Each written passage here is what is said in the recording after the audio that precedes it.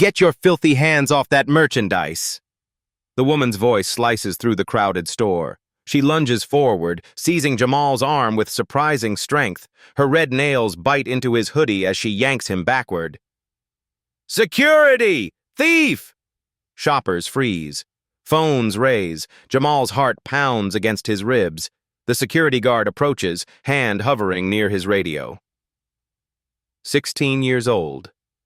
Honor student. Criminal? The woman shoves Jamal against a glass display. The impact rattles luxury watches inside. His receipt flutters to the floor. Your kind always thinks you're entitled to take whatever you want, she spits, loud enough for everyone to record. But the woman has no idea who this boy's mother really is. 30 minutes earlier. Same upscale department store. Jamal steps through the automatic doors, birthday money secure in his wallet. The air conditioning hits his face with a blast of perfumed cool. He walks with purpose toward the athletic section.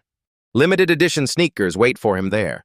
3 months of lawn mowing money and academic prize winnings. Worth it. Sales associates notice him immediately. Their eyes follow his movement between luxury displays. One whispers to another. Jamal pretends not to notice. His debate team, hoodie black with gold-embroidered champion insignia, marks him as something other than what they see. Across the polished floor, Vivien Mercer adjusts her designer sunglasses. She watches Jamal with narrowed eyes, a regular customer whose name staff members remember, whose complaints get immediate attention. She frowns at Jamal's presence in her shopping sanctuary. Jamal picks up a watch, examines its craftsmanship. The timepiece costs more than his entire wardrobe. Vivien's posture stiffens. She approaches the nearest employee. Is he being watched? She whispers, nodding toward Jamal. Her tone implies the question needs no explanation. The associate shifts uncomfortably but nods. Jamal feels the weight of their stares but refuses to hurry. He's learned to exist in spaces that question his presence. Today, he's just a customer with cash to spend. He finds the sneaker display, checks the price tag one last time, approaches the register. The transaction proceeds smoothly. The cashier counts his cash, hands him his receipt, places the shoebox in a glossy shopping bag with the store logo. Jamal exits, receipt tucked inside his bag. He doesn't notice Vivien abandoning her shopping, doesn't see her following him outside, doesn't realize how quickly a victory can become a trap. Jamal sits on a bench, opens his bag to admire his purchase. A call from a friend pulls him away. He steps several feet away to throw away a wrapper, bag momentarily unattended. Vivien sees her opportunity. She doesn't realize that 3 security cameras are capturing her every move. Jamal returns to find his shopping bag moved slightly left on the bench. A flicker of confusion crosses his face. Before he can investigate, Vivien approaches with a security guard trailing behind her. That's him. Her voice carries across the entrance area. Shoppers turn to watch. I saw him take something. She points a manicured finger directly at Jamal's chest. The guard name tag reading Phillips looks skeptical but maintains professionalism. Sir, could I see your receipt for that purchase? Jamal reaches for his pocket. Empty. He tries the other side. Nothing. Confusion turns to unease as he pats his jeans pockets. I had it right here. Vivien pounces. See? No receipt because he didn't pay. Her voice escalates, designed to attract maximum attention. I've been watching him case the store for 20 minutes. Ma'am, please lower your voice, Phillips requests, discomfort evident in his stance. Vivien steps closer to Jamal. Expensive perfume invades his space. I shop here every week. I know the type who don't belong. Jamal's pulse races, but his debate training kicks in. Stay calm, control your voice, present evidence. The receipt is in my bag. I paid for these sneakers. Let's verify that. Phillips gestures toward the bag. Vivien moves faster. She snatches the shopping bag from the bench. Allow me to help. Her smile doesn't reach her eyes. She upends the contents onto a nearby display table. The shoebox tumbles out. No receipt. A small crowd forms. Phones emerge from pockets. Potential viral content in progress. "I definitely had a receipt," Jamal insists. His voice remains steady despite the panic rising in his chest. "You can check the register records. I paid cash 15 minutes ago." Vivien scoffs. "Or you used a stolen card. Someone needs to teach you about consequences." She turns to Phillips. "I want to file a formal complaint." Phillips hesitates, caught between protocol and discomfort. "Let's continue this discussion inside." Meanwhile, across town, a phone lights up with an emergency alert from Jamal's smartwatch. The security office feels smaller than its actual dimensions. Fluorescent lights hum overhead, casting everyone in unflattering pallor. Jamal sits in a metal chair against the wall. His posture remains straight despite the weight pressing down on his shoulders. Mr. Daniels, head of store security, reviews the situation from behind a cluttered desk. Computer monitors display camera feeds from throughout the store. "Let's start from the beginning." Vivien stands rather than sits. Power positioning.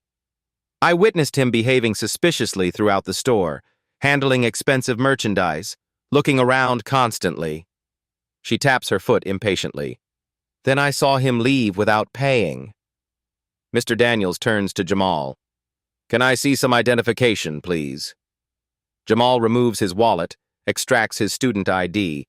The plastic card displays Westlake Academy's prestigious crest, his name, his photo, Honor Society designation. "Westlake?" Mr. Daniels raises an eyebrow. Vivien interjects before the connection forms.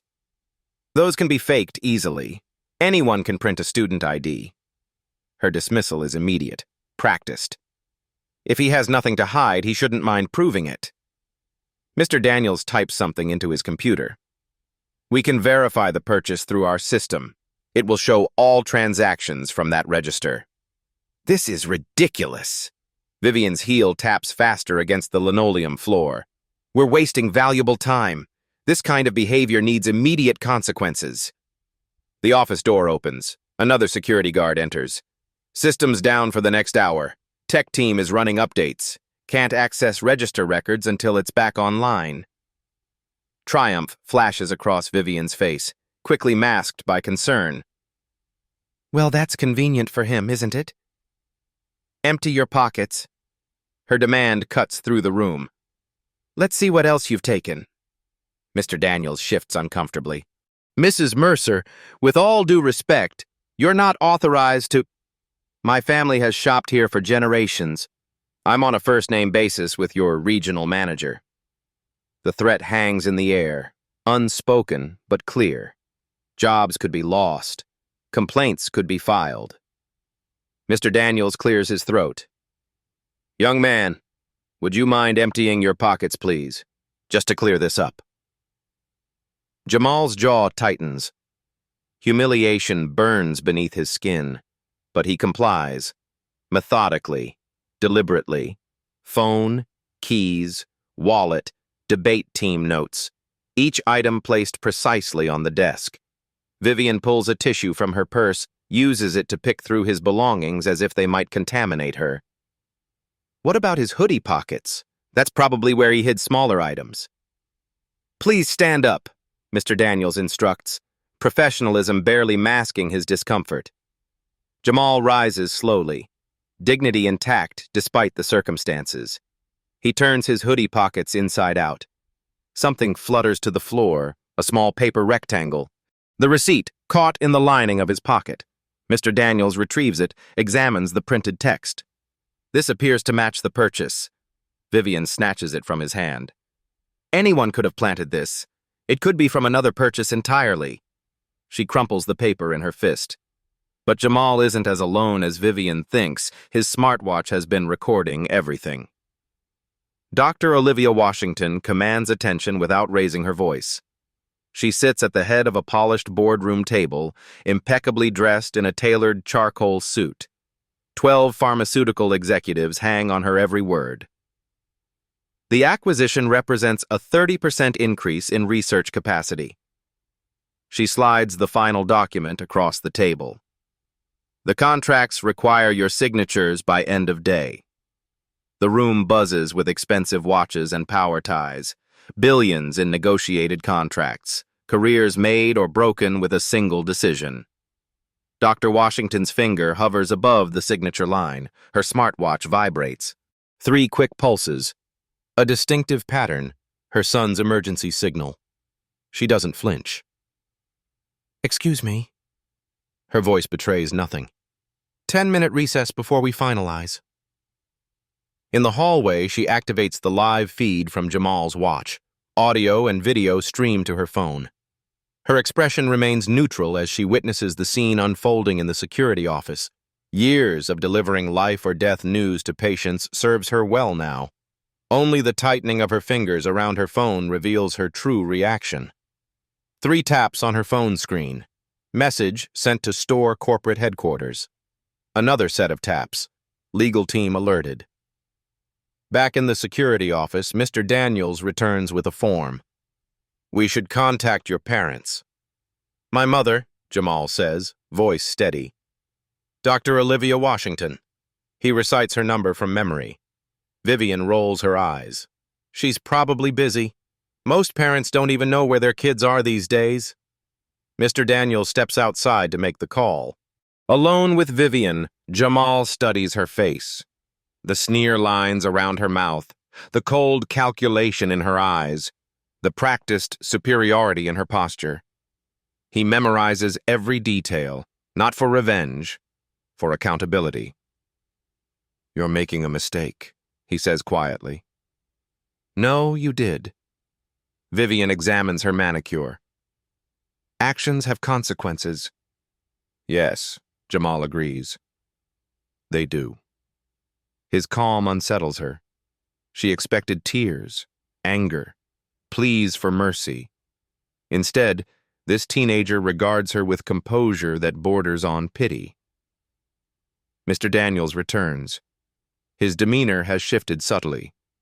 He stands straighter, looks at Jamal with newfound consideration. "Mrs. Mercer, we've verified the purchase through alternative means. The young man's story checks out." Vivien's jaw tightens. "Well, he was still behaving suspiciously. Anyone could see that." Jamal doesn't respond. The silent promise he makes to himself fills the room more powerfully than any words could. This humiliation will not define him. But it will not be forgotten.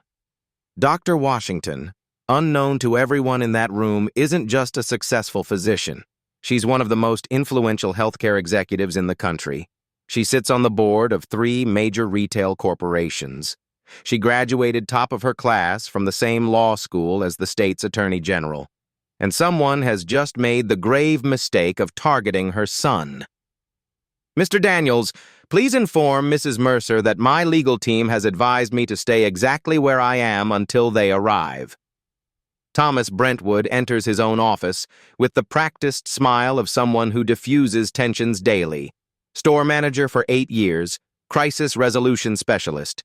His handshake is firm, his tie perfectly knotted. "Mrs. Mercer, always a pleasure." He nods deferentially toward Vivien before turning to Jamal.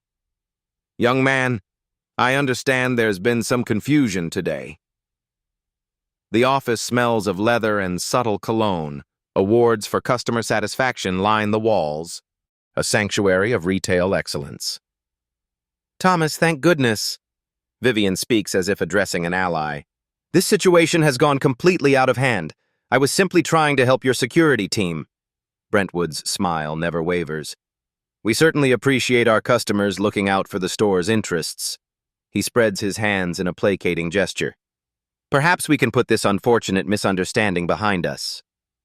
Vivien seizes the apparent alliance. "Exactly. Though the store should consider more visible security to deter suspicious behavior." Her pointed glance at Jamal reveals her unchanged perspective. Certain types require extra monitoring. Jamal remains seated, expression neutral despite the implications. I appreciate the suggestion, Mr. Brentwood, but my mother instructed me to wait here. Your mother? Thomas raises an eyebrow.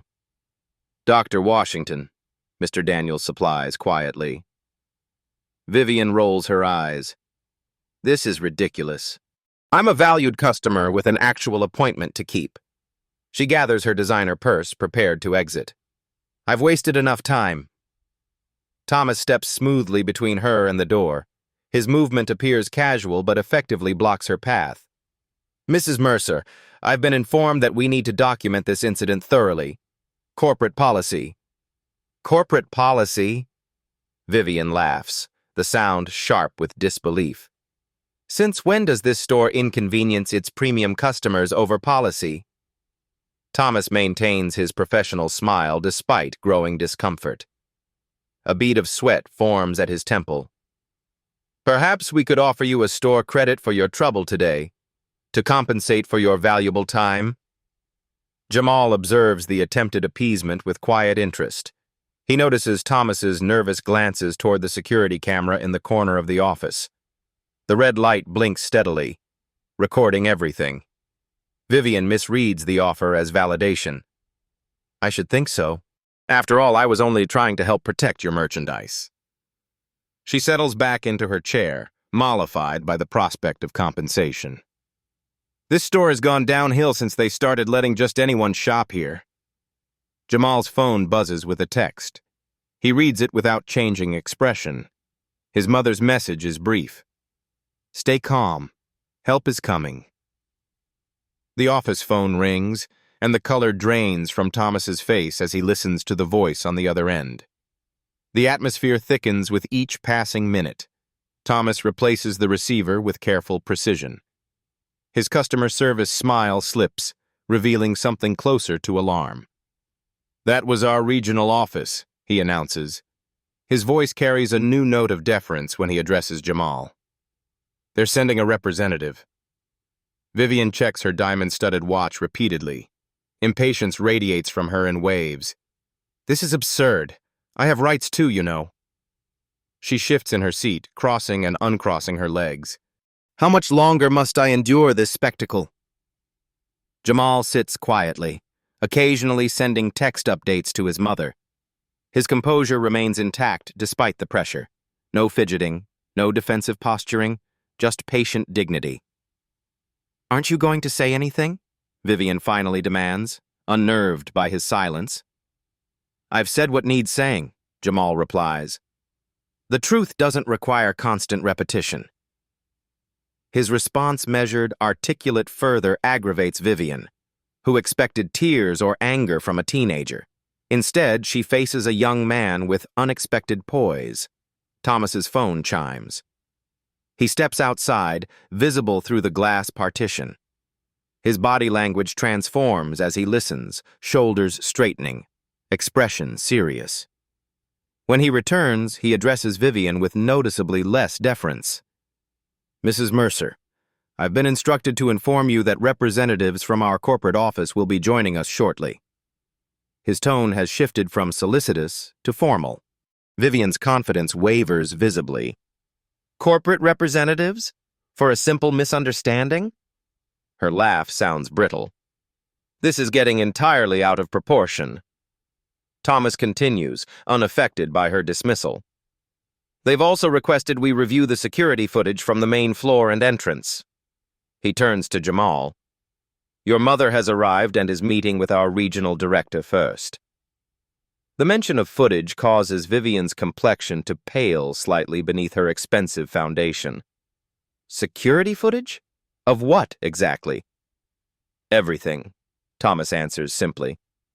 Vivien scoffs, rallying her indignation. All this drama over a teenager acting suspicious. She gestures dismissively toward Jamal. What does his mother do that warrants this level of attention? School board president?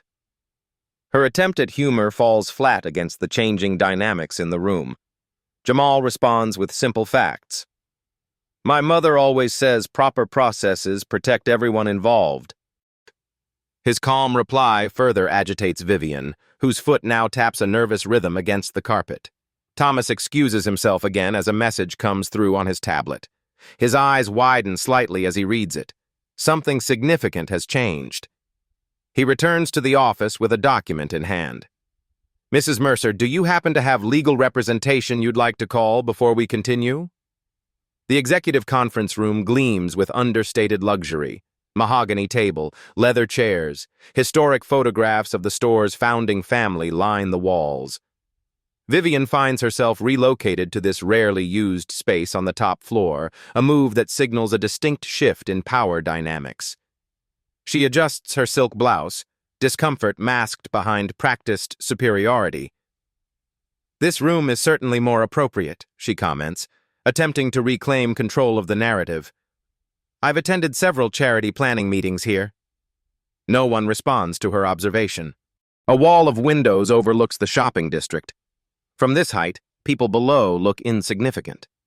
A metaphor not lost on Vivien as her position grows increasingly precarious. The door opens. Sarah Chen enters with measured steps. Regional Director, MBA from Wharton, known for ruthless efficiency and corporate restructuring. Her leather portfolio contains documentation of incidents that have ended careers and terminated million-dollar contracts. Mrs. Mercer, her greeting lacks warmth. Thank you for your patience. We take customer concerns very seriously, which is why we're handling this matter with appropriate attention. Vivien latches onto this phrasing. Exactly. My concerns about store security deserve attention. Actually, Sarah opens her portfolio with deliberate movements. I'm referring to concerns about false accusations and harassment on our premises.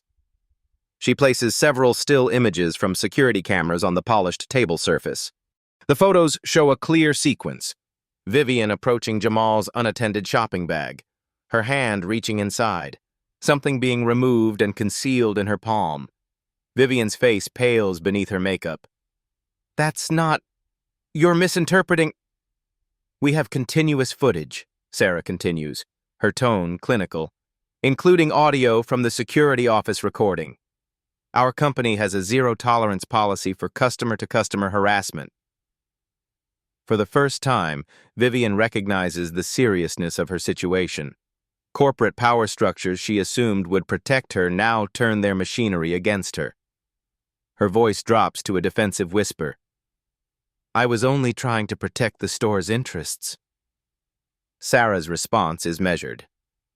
By taking another customer's receipt from their purchase and concealing it?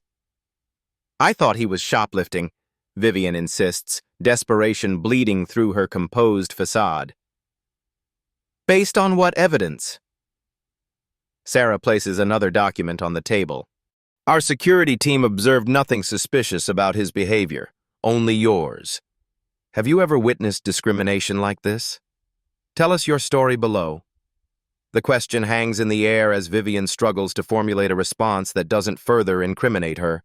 Her social standing, her husband's business connections, her committee chairmanships all suddenly seem fragile in the face of documented evidence. Perhaps there was a misunderstanding, she offers weakly. Perhaps, Sarah agrees, though her tone suggests otherwise. Or perhaps there was a pattern of behavior that needs addressing.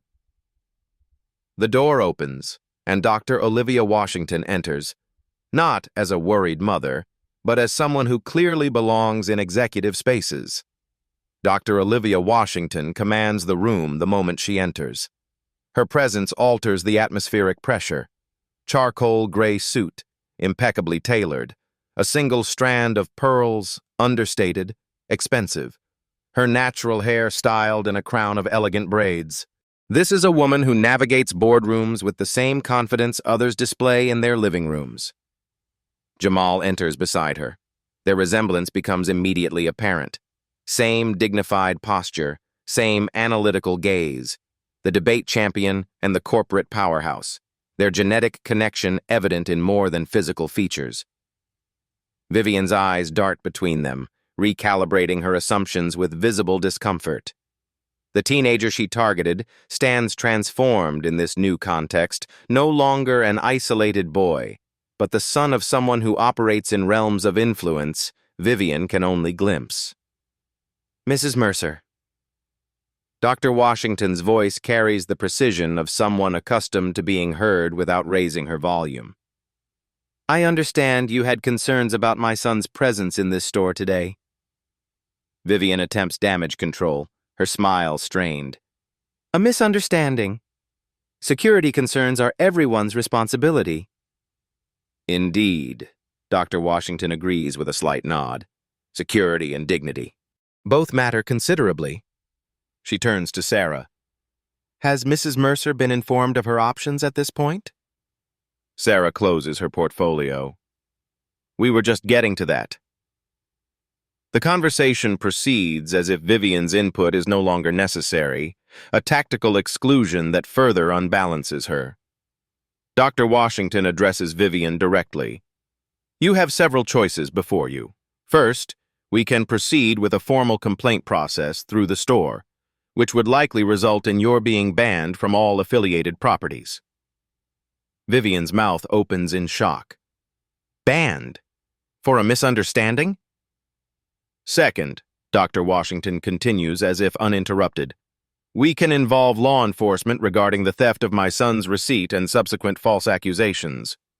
The word theft lands heavily in the room. Vivien flinches. Or third, we can resolve this matter privately, with appropriate acknowledgement of harm done and commitments to education and growth. Vivien's indignation flares despite her precarious position. Self-preservation instincts kick in, prompting a reflexive counterattack. Are you threatening me? Do you know who my husband is? The question, intended to intimidate, produces an unexpected result. Dr. Washington smiles slightly. I know precisely who your husband is, Mrs. Mercer. Samuel Mercer, senior partner at Mercer & Hodge Financial. She delivers this information without consulting notes. Your husband's firm manages pension investments for several healthcare networks, including Meridian Healthcare Group. The revelation lands with surgical precision. Dr. Washington continues, as Chief Medical Officer and board member at Meridian, I've had occasion to review those investment arrangements quite recently. Sarah interjects gently. Dr. Washington also sits on our parent company's corporate advisory board. The full scope of Vivien's miscalculation becomes clear in that moment. She targeted not just any teenager, but the son of a woman whose influence touches multiple sectors, including her husband's financial interests. The color drains from her face as implications cascade through her mind. What do you want? Vivien asks, voice barely above a whisper. Dr. Washington turns to her son. Jamal, what would constitute appropriate resolution for you? The question carries genuine weight. Power transfers from mother to son with this simple inquiry.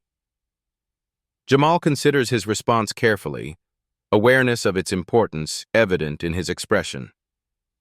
Accountability, education, and ensuring this doesn't happen to someone else who might not have the resources we do. His answer demonstrates maturity beyond his years. No mention of revenge, no demand for punishment. Instead, a focus on systemic improvement. Dr. Washington nods approvingly. The exchange reveals their relationship dynamic, mutual respect, shared values. She returns her attention to Vivien, who now appears significantly diminished in her expensive clothes. Well articulated, Dr. Washington says. Her expression shifts to one of focused determination. The corporate strategist emerges fully. Now let's discuss specifics. Mrs. Mercer, I believe it's time we discussed how your actions today will affect the diversity and inclusion training program your husband's company promised to implement last quarter. The aftermath unfolds across multiple spheres of influence, rippling outward from a single confrontation to touch institutions and individuals alike. Monday morning finds Dr. Washington at Meridian Healthcare's Glass and Steel headquarters. The Diversity and Ethics Committee assembles in response to her urgent request. Board members listen attentively as she outlines a new initiative for addressing racial bias in patient care. Recent personal experience has illuminated blind spots in our approach, she explains, voice steady despite the emotional weight behind her words. When bias goes unchallenged, it doesn't just hurt individuals, it damages institutional integrity. Committee members exchange glances. Dr. Washington rarely references personal matters in professional settings. Her departure from protocol signals the importance of this moment. Our current training identifies overt discrimination but misses the subtler forms that occur daily. She distributes tablets containing her proposal. This framework addresses the gap. Across town, Samuel Mercer faces uncomfortable questions from partners at Mercer & Hodge Financial. The conference room temperature seems to drop as the firm's founder leans forward. "Samuel, we've received inquiries about your wife's recent incident." The founder's careful phrasing barely disguises his concern. "Meridian Healthcare has requested information about our diversity protocols." Samuel's confusion quickly transforms to alarm. "Meridian? Our second largest client?" "The same." The founder slides a document across the table. "Their chief medical officer specifically mentioned our firm in her communication." Recognition dawns on Samuel's face. "Washington. Dr. Olivia Washington." "Yes, apparently there was an altercation involving her son." The founder's expression conveys the gravity of the situation. "A situation where your wife's actions have placed our firm under scrutiny." The firm accelerates implementation of their diversity training program that afternoon. Dr. Washington's office provides recommended resources. Not a coincidence, but a strategic maneuver that establishes her as both adversary and solution. At the department store, new training protocols emerge for security personnel. Mr. Daniels, initially fearful for his job, receives an unexpected invitation to help develop these protocols based on lessons learned. "Your handling of the situation showed integrity," the corporate training director tells him. "We need that perspective incorporated into our new approach." The store issues a formal apology to Jamal, the document bearing signatures from executives 3 levels above Thomas Brentwood. A scholarship program for local students interested in retail management appears in the company's next press release. The announcement doesn't mention Jamal by name, but timing tells the story. Vivien Mercer discovers consequences extend beyond corporate boardrooms. Her country club friends create subtle distance. Lunch invitations dwindle. Conversations pause when she approaches. At the symphony board meeting, her funding proposal meets unexpected resistance. The board treasurer, a colleague of Dr. Washington, questions Vivien's judgment in representing the organization. "We must consider how our representatives reflect our values," he suggests, eyes never meeting Vivien's across the table. Through it all, Jamal processes his experience with methodical precision. His debate team becomes an unexpected support system as he transforms personal humiliation into a championship-winning argument about implicit bias and accountability systems. "The most dangerous prejudice isn't shouted through bullhorns," he argues in the regional finals. "It's whispered through systems designed to make bias appear as protocol." His teammates rally around him, many sharing similar experiences they'd never voiced before. The private school's administration takes notice when the team's presentation goes viral on social media. Diversity initiatives that languished in committee for years suddenly receive priority funding. Dr. Washington ensures the response remains proportional and educational rather than punitive. During a family dinner, she explains her approach to Jamal. "The goal isn't to destroy Mrs. Mercer," she says, cutting her food with surgical precision. "It's to ensure that power imbalances aren't weaponized against those with less privilege." Jamal considers this. "But she tried to humiliate me, criminalize me." "Yes," his mother acknowledges, "and accountability matters. But sustainable change requires more than individual punishment." When Samuel Mercer requests a private meeting with the Washingtons, he arrives alone and humbled. The conference room at Meridian Healthcare feels vast with just 3 people present. Samuel's tailored suit cannot disguise his discomfort. "My wife's actions don't reflect our family values," he begins awkwardly. Dr. Washington interrupts gently. Perhaps they reveal unexamined biases that many of us harbor. The question is what we do once they're exposed. Samuel nods, grateful for the reframing. I want to make this right. That starts with acknowledging harm, Dr. Washington replies, and continues with structural changes that prevent its recurrence.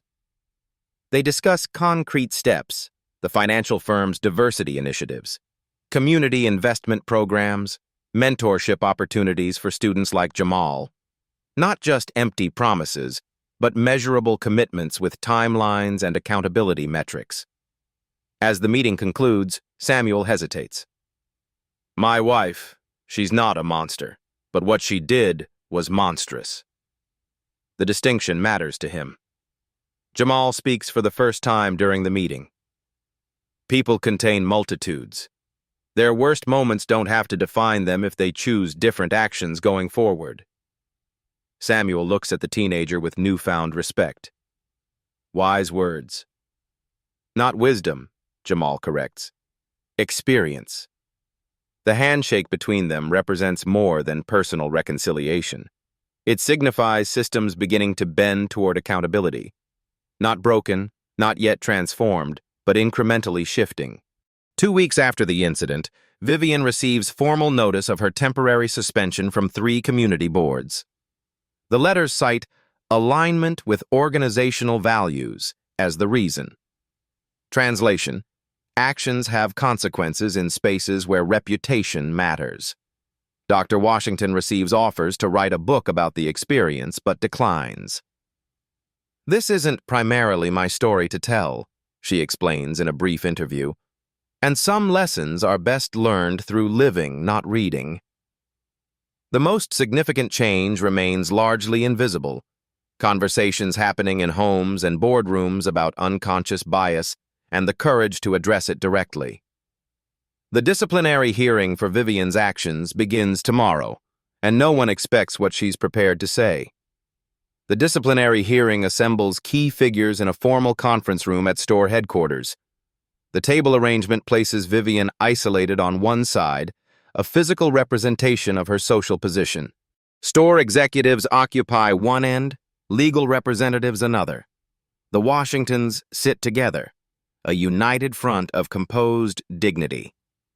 Vivien appears transformed from her previous encounters. Gone are the designer clothes and perfect makeup that once served as her armor. She wears a simple navy suit, minimal jewelry.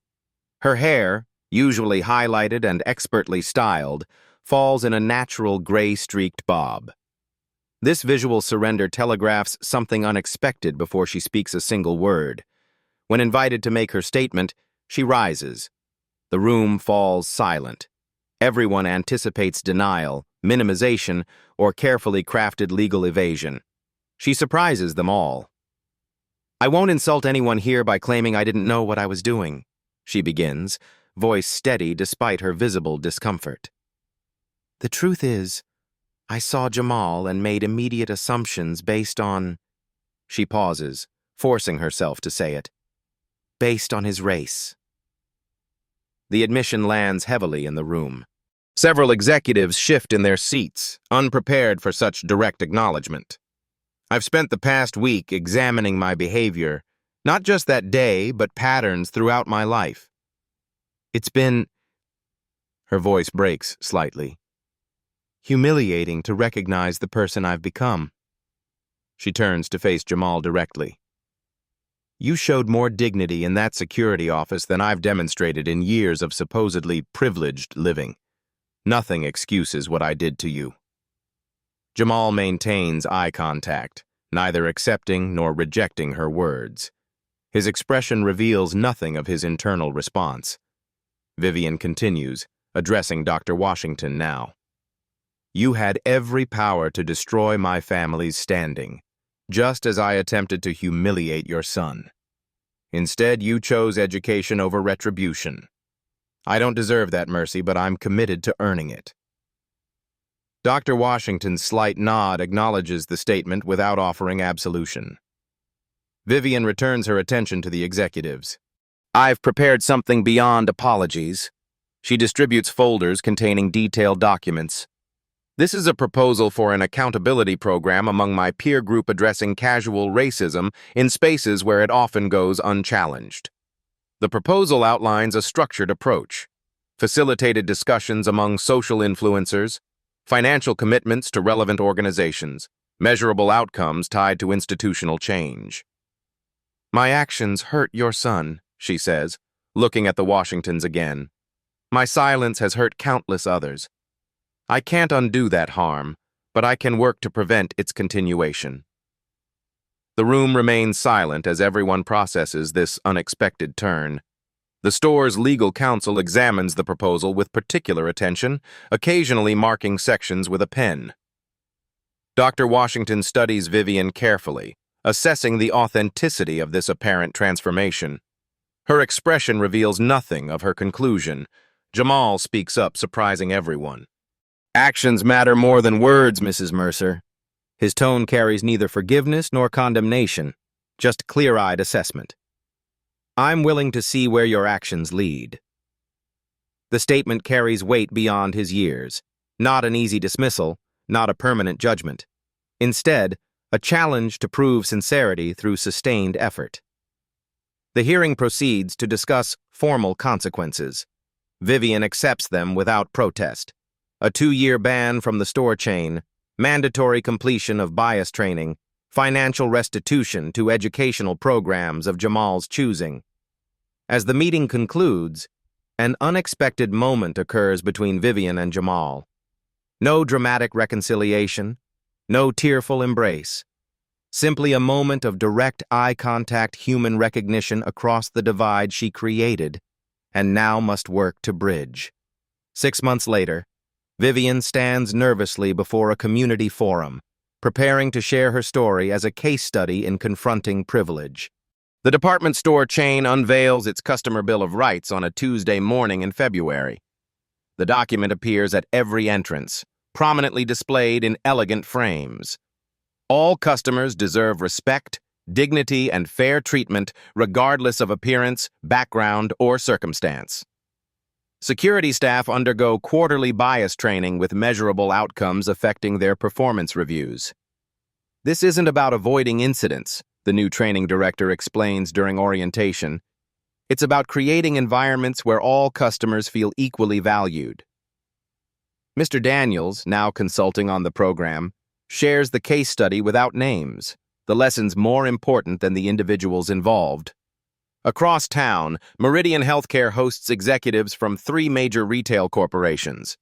The conference room buzzes with focused energy as Dr. Washington guides the discussion toward unified standards for handling discrimination complaints. Whether from staff or customers, these incidents reflect institutional values, she notes, her presentation highlighting data rather than anecdotes. Our response either reinforces or challenges those values. Her unique perspective as both executive and mother infuses the initiative with unusual power. The resulting framework becomes a Harvard Business School case study within 6 months. Corporate responsibility students dissect its effectiveness across multiple sectors. Jamal's debate case study transitions from competition to curriculum. 3 law schools incorporate it into their ethics programs, examining the intersection of corporate responsibility and racial bias. First-year students argue perspectives from all parties involved, learning to identify systemic failures that enable individual discrimination. When invited to speak at a youth leadership conference, Jamal focuses on maintaining dignity under pressure. The most powerful response to bigotry isn't outrage, he tells the audience. It's strategic clarity about who you are versus who they perceive. Attendees line up afterward, many sharing similar experiences they'd never voiced in public forums. The conversation continues online, hashtags emerging organically from shared recognition. Samuel Mercer's financial firm establishes a diversity-focused investment fund specifically supporting minority-owned businesses. The initiative earns financial industry awards, but more importantly, delivers solid returns for investors. This isn't charity, Samuel explains to skeptical colleagues. It's recognizing untapped potential in overlooked markets. His newfound conviction transforms the firm's approach beyond superficial inclusion efforts. Local news covers the community accountability program Vivien established. The report shows her working alongside community leaders, her demeanor notably humbler than previous public appearances. No designer clothes, no practiced smile for cameras. Instead, focused attention on the work itself. "We're addressing assumptions that go unexamined in certain social circles," she explains when interviewed. Questions no one asks because the answers might prove uncomfortable. The program expands to 3 neighboring communities, creating ripple effects through social networks previously resistant to such discussions. Country club conversations shift incrementally away from superficial consensus toward meaningful exchange. Dr. Washington receives offers to write a book about the experience, but declines. "This isn't primarily my story to tell," she explains in a brief interview. "And some lessons are best learned through living, not reading." The most significant change remains largely invisible. Conversations happening in homes and boardrooms about unconscious bias and the courage to address it directly. Parents discuss the incident with teenage children. Corporate trainers incorporate elements into workshops. The case study circulates in business schools under different names, but with essential truths intact. How would you rebuild your reputation after being wrongfully accused? Tag someone who needs to see this. As Jamal prepares for college interviews, he faces an unexpected question. Tell us about a time when you changed someone's perspective. The Washington family home glows with celebration. String lights illuminate the backyard patio. Casual elegance defines the atmosphere, not extravagant but thoughtfully arranged. Jamal's graduation party draws a carefully curated gathering. Family, debate team members, mentors who shaped his journey, and 2 unexpected guests, Mr. Daniels, now head of security training for the entire store chain, and Vivien Mercer, standing slightly apart from the main group. Dr. Washington moves through the space with practiced hospitality. Her hand touches shoulders, her laugh bridges conversations. Her presence anchors the celebration in warmth rather than formality. Jamal and Vivien's interaction draws subtle attention.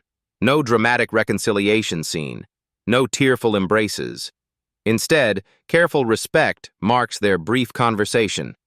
They will never be friends. The history between them prevents such simplicity, but they've found purpose in their connected journey. Harvard, Vivien acknowledges, noting the university pennant among the decorations. Constitutional law, Jamal confirms, starting in September. The exchange holds more meaning than its sparse words suggest. A future shaped by past conflict, a career path influenced by lived experience. Dr. Washington observes their interaction from across the patio. Her colleague from Meridian joins her, wine glass in hand.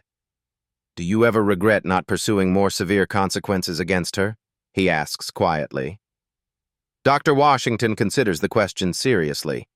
"Punishment without education just creates resentment," she replies after a moment. "Real change requires both accountability and opportunity for growth."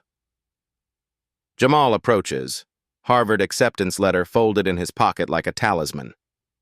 The prestigious university's constitutional law program recruited him based partly on his case study presentation. 3 full scholarship offers competed for his acceptance. "Mom always says power should be used to elevate, not to crush," he tells the colleague, seamlessly joining their conversation. Dr. Washington smiles at her son's maturity. The debate champion has evolved into something more, a young man with perspective beyond victory and defeat. The true measure of power isn't in what you can take from others, but in what you can build together. Ambient conversation flows around them. Music plays softly from hidden speakers. The evening settles into comfortable rhythms as guests begin departing with congratulatory embraces. Later, as the last visitors leave, Vivien approaches Dr. Washington privately. No audience to witness their exchange. No performance necessary. "I'll never be able to fully repay what I learned from you both," she says simply. Dr. Washington's response is equally straightforward. It was never about debt or repayment. It was about becoming the people we claim to be.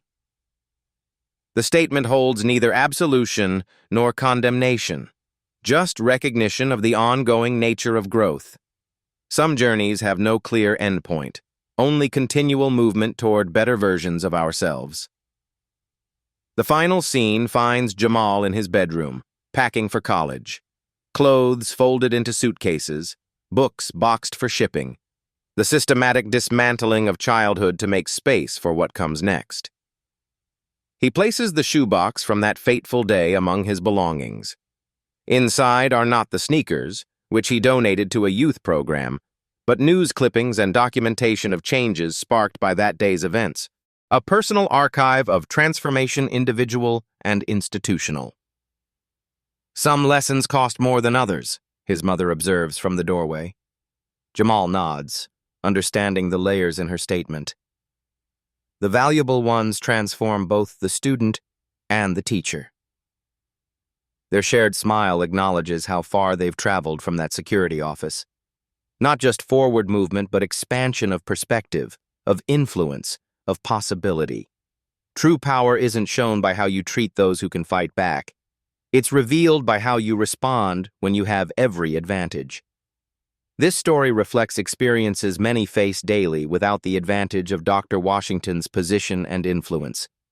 For every incident that leads to accountability, countless others go unaddressed. What if dignity and justice didn't require exceptional power or privilege to be accessible? This question extends beyond our screens into your daily lives. Small actions can disrupt patterns of bias, speaking up when witnessing discrimination, supporting those targeted, documenting incidents that might otherwise be dismissed. Remember, change doesn't always require power. Sometimes it just needs one person willing to stand firm in their dignity and truth. One story shared, one perspective shifted, one action that inspires others. Like, subscribe, and join PAP Stories, because these stories matter, and so does yours.